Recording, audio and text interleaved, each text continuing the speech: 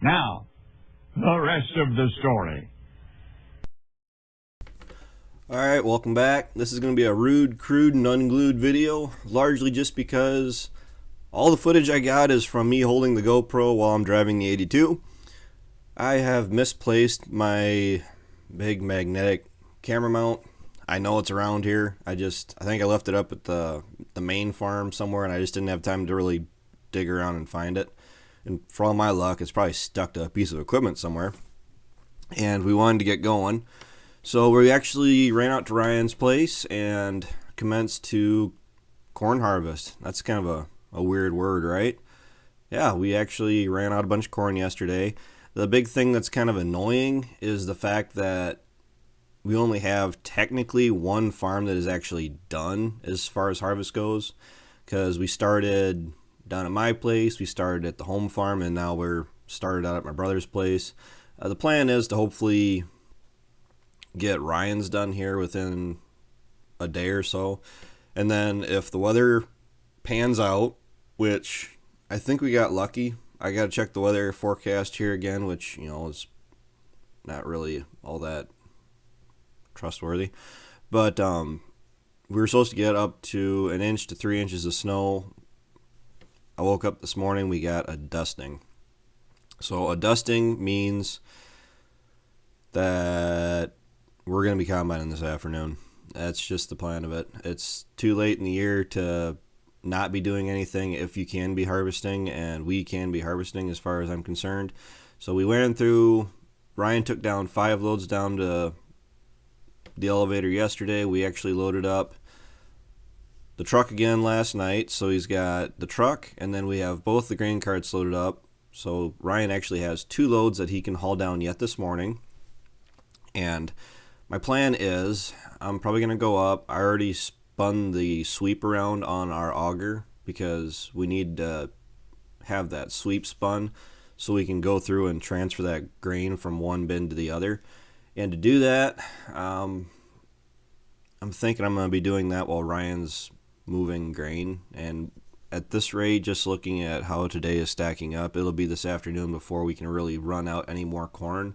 It is just me and Ryan, but if we set up the grain carts and where I actually have to harvest, the area isn't very spread out, so I think if we strategically place the carts around, I think we'll be fine.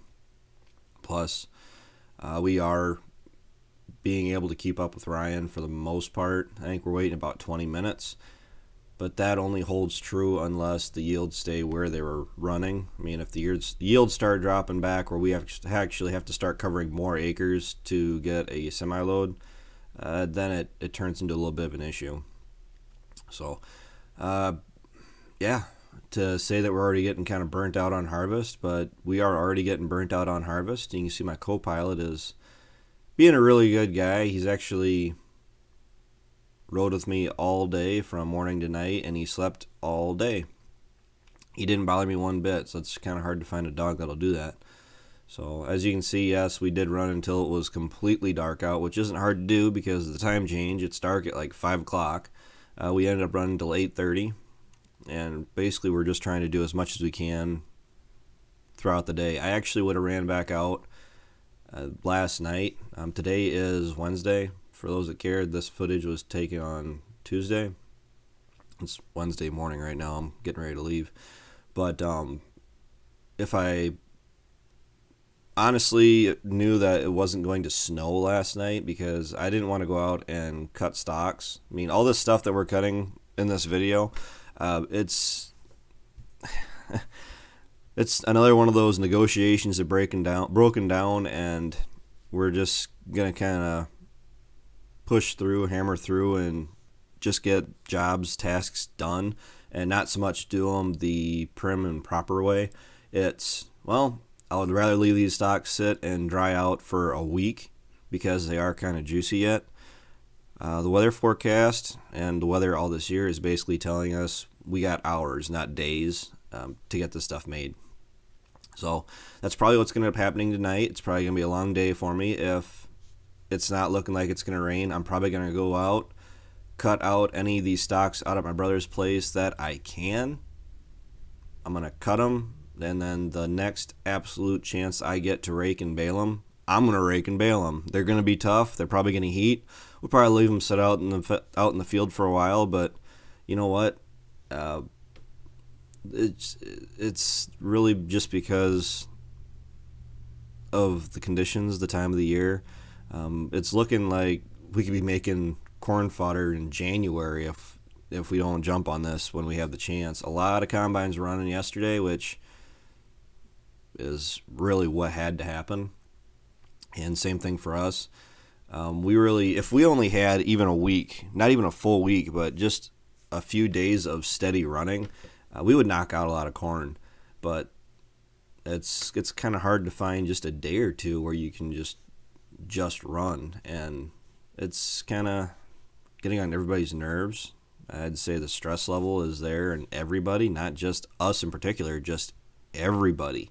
I talked to a guy last night for about 20 minutes where he was basically telling me all the stresses that he had going on, and yeah, I'm right there with him. It's been a challenging year. It's been a challenging last couple of years, to be completely honest with you. So you just do what you can and go forward. I mean, I'm probably looking at some running all nights here if that's what it takes to get some of this work done. We still have hay we got to haul out of the field yet. Ryan just reminded me of that we really got to get that done. But the ground has been so soft that I really don't want to go across a hay field and risk tearing it up. I was actually kind of waiting for it to freeze up, and it sounds like it may potentially do that. Maybe. I mean, it's the weather. I mean, I don't trust it. So this under-earth cart has been really awesome, and this is why right here, because I can see exactly how many pounds I have on the trailer, and we're getting Ryan loaded. Well, he hasn't had one overloaded load yet. He may have had an overloaded axle, but at least as far as the weight overall of the truck has been under the limit. So I think we've been pretty lucky there. So that's all I got for video for tonight, guys. Thanks for watching. Take care. Take it easy. Keep in touch. I'll talk to you later.